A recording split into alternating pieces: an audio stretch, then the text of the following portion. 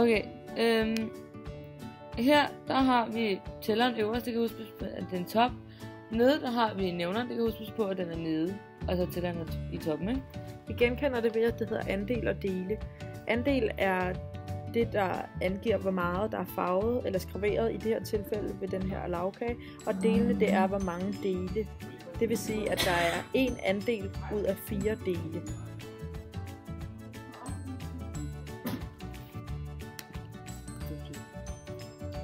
Addition. For at lægge to brygger sammen, som i det her tilfælde er 1/3 plus 2/5.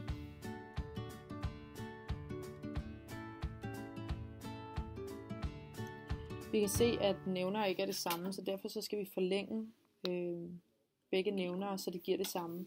Og derfor siger vi 1 gange 5, fordi det nævner i bryg nummer 2, og så siger vi 3 gange 5.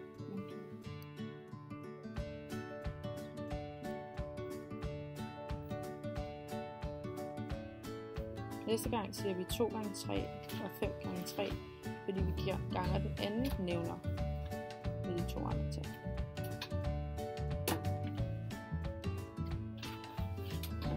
Så kommer bryggen lige pludselig til at hedde 5/5 plus 6/5. Nu har vi fundet en fælles nævner og kan derfor lægge de 2 brygger sammen.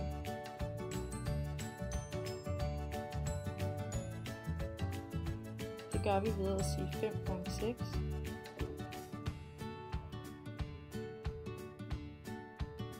Femtedel.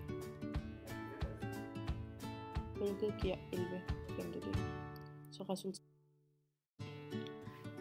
Så skal vi subtraktere, altså minuser, og det er på samme måde, som vi gjorde i addition, altså plus.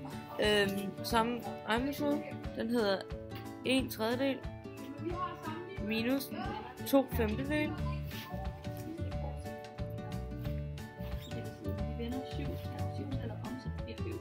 Og vi starter med at sige 1 gange med 5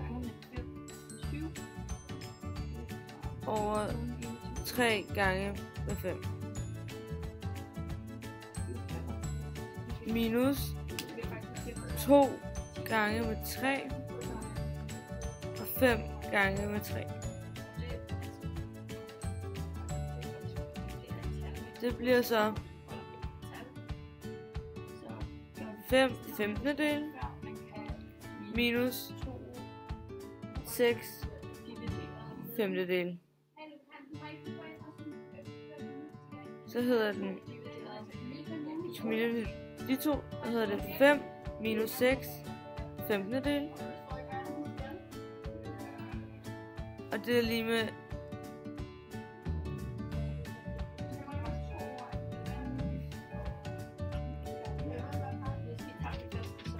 så det giver minus 1/15, hvilket så er resultatet. Yes. Vi skal nu gange, og det gør vi ved at sige 1/3 gange med 2/5.